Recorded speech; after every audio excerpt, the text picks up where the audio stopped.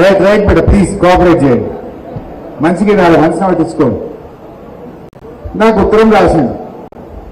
ఆ ఉత్తరంలో ఏం చెప్పిందంటే కాంగ్రెస్ గవర్నమెంట్ వచ్చిన ఇన్ని రోజుల పాటు ఆయన చాలా సీనియర్ మంత్రి 5 దగ్గర పనిచేశాడు. మొత్తం కాంగ్రెస్ ప్రభుత్వం ఏర్పడిన నాటి నుంచి ఇవాళటి వరకు కాంగ్రెస్ గవర్నమెంట్ చేసిన అప్పు 1,77,058 కోట్లు అని చెప్పిండు. జూపల్లి ఉత్తరం చూపిపోయి నాకు రాసింది ఇవాళ. ఇది జూపల్లి నాకు రాసిన ఉత్తరం. డిసెంబర్ నుంచి 2026 జూన్ వరకు కాంగ్రెస్ ప్రభుత్వం కొత్తగా తీసుకున్న అప్పుల విలువ 1,77,058 కోట్లు మాత్రమే. సరే అదే కాలంలో బీఆర్ఎస్ ప్రభుత్వం చేసిన అప్పులు అసలు కలిపి 2,681 కట్టినాయి అన్నాడు. ఇది జూపల్లి ఉత్తరం. నాకు వాట్సాప్ లో ఉన్న ఉత్తరమే ఇప్పుడు అది పంపించి స్క్రీన్ మీద పెట్టినా. ఎంత అప్పు చేసిందంటే కాంగ్రెస్ ఎంత 1,77,058 కోట్లు అని జూపల్లి నాకు ఇవాళ ఇప్పుడు రాసిన ఉత్తరం. ఇప్పుడే నా ఫోన్లో ఉన్నది. ఆ ఫోన్లోకి వెళ్ళి తీసి పెట్టినా. ఇక నేను రిజర్వ్ బ్యాంక్ ఆఫ్ ఇండియా రాష్ట్ర ప్రభుత్వం చాలా రకాల అప్పులు చేసింది. టీజీఐసి అప్పు చేసింది, హెచ్ఎండిఎల్ అప్పు చేసింది, భూములు అమ్మింది, సివిల్ సప్లైస్ కార్పొరేషన్ లో తెచ్చింది, ట్రాన్స్కోలో తెచ్చింది, డిస్కామ్ లో తెచ్చింది. అవన్నీ లెక్క తీస్తే 4.5 लाख కరోడ్ అవుతుంది. కానీ అఫీషియల్ గా రిజర్వ్ బ్యాంక్ ఆఫ్ ఇండియా నుంచి తెచ్చిన అప్పులు ఒక్కసారి చూపిస్తే అది చూపి బాబు. అంటే రాష్ట్ర ప్రభుత్వం రిజర్వ్ బ్యాంక్ ఆఫ్ ఇండియా నుంచి ఏ రోజు ఎన్ని అప్పులు తెచ్చింది జర పెద్దగా చేసి కింది కానీ పైకి పోదా ఉందాం. ఏ రోజు డైలీ డేట్ వైజ్ తెచ్చినాయి. జర పెద్దగా పెద్దగా అవుతుందా? స్క్రీన్ పెద్దగా అయితే కాదా? ఓకే. ఫస్ట్ చూడండి, డిసెంబర్ 12, 2023 అంటే కాంగ్రెస్ వచ్చింది డిసెంబర్ 7, 2023. డిసెంబర్ 12, 2023 నాడు 500 కోట్లు. డిసెంబర్ 19, 2023 నాడు 500. ఇది పైకనిగా అట్లా ఒక్కొక్క డేట్ మొత్తం తెచ్చుకుంటూ లాస్ట్ అప్పు ఎప్పుడు తెచ్చిండు? జూన్ 30, 2026. ఇవాళ ఎంత డేటు? జూలై 3 తారీఖు. లాస్ట్ అప్పు ఎప్పుడు తెచ్చిందంటే జూన్ 30, 2026 నాడు 2,000 కోట్ల అప్పు తెచ్చిండు. అది 175వసారి రిజర్వ్ బ్యాంక్ ఆఫ్ ఇండియాలో తెచ్చిన ఎఫ్ఆర్బిఎం అప్పు. మొత్తం పూర్తి ఎంత కనబడుతుందా? 1,86,067 కోట్లు. ఇది నాది కాదు statement, reserve bank of India.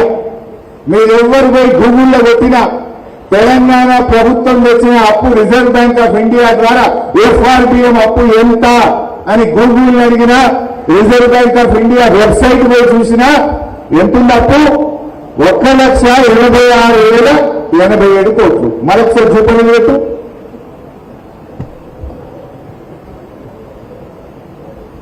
Jupally పెట్టు. ఇది 1,86,000 ఏం చెప్పింది reserve bank of India. Jupally ఏం చెప్పిండు అంటే 10,000 కోట్లు మింగిందా? ఇది ఒక్క ఎఫ్ఆర్బిఎం అప్పుడు అన్ని కలిపితే కథ వేరు. ఇంకొక డాక్యుమెంట్ చూపిస్తాయి. ఇక రేవంత్ రెడ్డి మొన్న అసెంబ్లీలో నేను గట్టిగా పట్టుకున్నా, నువ్వు చాలా అప్పులు చేసినావని మాట్లాడంగా డేట్ కూడా చెప్తా. మీరు అసెంబ్లీ గూగుల్ కోసి కొట్టండి. మార్చి 18, 2026 అసెంబ్లీలో మేము గట్టిగా నిలదీస్తే రేవంత్ రెడ్డి మాట్లాడిన వీడియో చూపిస్తా. మార్చి 18, 2026 నాడు అసెంబ్లీలో రేవంత్ రెడ్డి మాట్లాడుతూ మా గవర్నమెంట్ 27 నెలల్లో చేసిన అప్పు 3,47,000 కోట్ల 294 కోట్లు అని చెప్పింది. రేవంత్ రెడ్డి అసెంబ్లీలో చెప్పిన మాట 3,47,294 కోట్లు అప్పు చేసినాము అని అసెంబ్లీలో రేవంత్ రెడ్డి చెప్పిండు. ఈ మాట 5 నెలల కిందిది. ఇంక 5 నెలలు కలిపితే 4.5 లక్షలు అవుతుంది. 5 నెలల కిందనే అసెంబ్లీలో రేవంత్ రెడ్డి ఏం చెప్పిండో ఒక్కసారి ఆ వీడియో చూద్దాం. 3,47,294 కోట్లు మేము అప్పు చేసినాం అధ్యక్ష. ఎప్పటి నుంచి? 1/12/2023 నుంచి అధ్యక్ష. బాగా సభ్యులందరూ వినాలి. 28/2/2026 వరకు దాదాపుగా ఈ 27 నెలలలో మేము తెచ్చిన అప్పు 3,47,294 కోట్లు అధ్యక్ష. మేము తెచ్చిన అప్పుతో ఇవన్నీ కలిపితే 3,47,294 కోట్లు మేము అప్పు చేసినాం అధ్యక్ష. జూపల్లి ఎంత చెప్పింది కదా, ఎంత మళ్ళీ చెప్పారు జూపల్లి. ముఖ్యంగా రేవంత్ రెడ్డి ఏమన్నాడు 3,47,000. అది ఎన్ని రోజులల్లో 27 నెలల గవర్నమెంట్. అంటే ఇది ఏ తారీఖు చెప్పిందంటే జూన్ 18 నాడు చెప్పిన మాట. సారీ, మార్చి 18 నాడు చెప్పింది. ఇవాళ ఎంత డేటు? జూలై 3. అంటే ఏప్రిల్, మే, జూన్, జూలై 4 నెలలు అయింది కదా. ఇంకా 4 నెలలు కలిపితే 4,500,000 అవుతుంది. 4 నెలల కిందనే రేవంత్ రెడ్డి 3,47,294 కోట్లు అప్పు చేసిన అని ఎక్కడో చెప్పలే, నిండు అసెంబ్లీలో చెప్పిండు. మరి జూపల్లి ఏమంటుంది 1,77,58 కోట్లు. ఇప్పుడు ఎవరిని కరెక్టు? రేవంత్ రెడ్డి కరెక్టా, జూపల్లి కరెక్టా? మీ రిజర్వ్ బ్యాంక్ ఆఫ్ ఇండియా పే 1,86,000 ఉంది.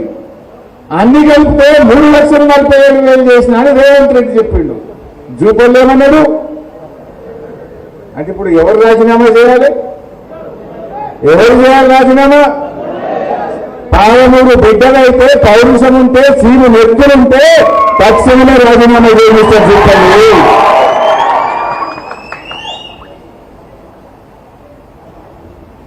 ఇక అసలు విషయానికి వస్తా. ఇది దొరికిందా ఇప్పుడు? బట్టలు ఇప్పుడే మా బరాబర్ రైట్. నెక్స్ట్ విషయం చెప్తారు. ఇక రెండవ మాట ఏమన్నాడు? మనం తయారుగా వాళ్ళు ఆడ చెప్తే అర్ధగంటలో బయట పెట్టినాం మనం, ఒకటే అర్ధగంటల. రెండో ముచ్చట, బీఆర్ఎస్ పార్టీ 8 లక్షల కోట్ల అప్పు చేసిందని మన మీద బట్టగాల్సి మీద వేస్తున్నారా? అప్పుడేమో అసెంబ్లీ ఎన్నికల ముందు బట్టి విక్రమార్క ఏమన్నాడు? కాంగ్రెస్ పార్టీకి 100 ఏళ్ల చరిత్ర ఉన్నది. అరే గిన్ని గ్యారంటీలు చెప్తున్నారు మీరు. 4,000 పింఛన్ అంటున్నారు, మహిళలకు 2,500 అంటున్నారు, 15,000 రైతు బంధు అంటున్నారు. గింతగానే చెప్తున్నారు, ఎట్లయితే ఈ పైసలు ఉంటాయా అని ఎవరో విలేకరు అడిగాడు. అడిగితే బట్టి గారు ఏమన్నాడు? అరే మాది 100 ఏళ్ల చరిత్ర కాంగ్రెస్ పార్టీని, పైసలు ఎట్లా సంపాదించాలో మాకు తెలుసు, ప్రజలకు ఎట్లా ఇవ్వాలో మాకు తెలుసు అని డైలాగ్ కొట్టినప్పుడు. ఇప్పుడేమంటారు? చెయ్యశాతగాక నడపశాతగాక అబద్ధాలు చెప్పి 8 లక్షల కోట్ల అప్పని తప్పించుకునే ప్రయత్నం చేస్తున్నారు.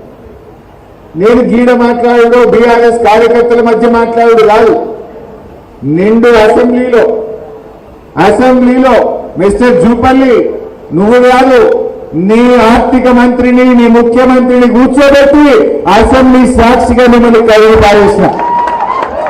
నువ్వేందో చర్చ అంటున్నావు, గీడేమి చర్చ?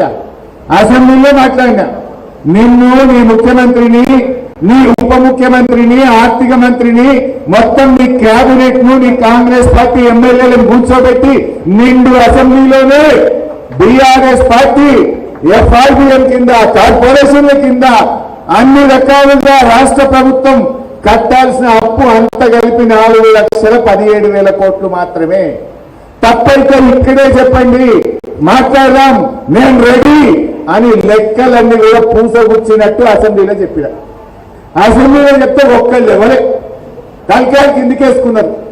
అదే ఇప్పటికన్నా 7 లక్షలు 8 లక్షలని అడ్డగోలు కుంతలు బయలుదేరి నేను అసెంబ్లీలో మిమ్మల్ని కూర్చోబెట్టి ఇక్కడనే లెక్క చెప్తున్నా. కార్పొరేషన్ అప్పులు, ప్రభుత్వం తెచ్చిన అప్పులు, రాష్ట్ర ప్రభుత్వం కట్టాల్సిన అన్ని కలిపి 4,17 అని నిండు అసెంబ్లీలో చెప్పిన. ఒకవేళ నా లెక్క తప్పైతే మీదే గవర్నమెంట్, మీకు అధికారులు ఉన్నారు, వాడు ముఖ్యమంత్రి ఉన్నాడు, ఆర్థిక మంత్రి ఉన్నాడు, మేము ప్రతిపక్షంలో ఉన్నాం అని అసెంబ్లీలో లేచి బల్ల బుద్ధి చెప్తే ఒక్కడు మాట్లాడలే. ఒక్కసారి గా వీడియో చూద్దాం.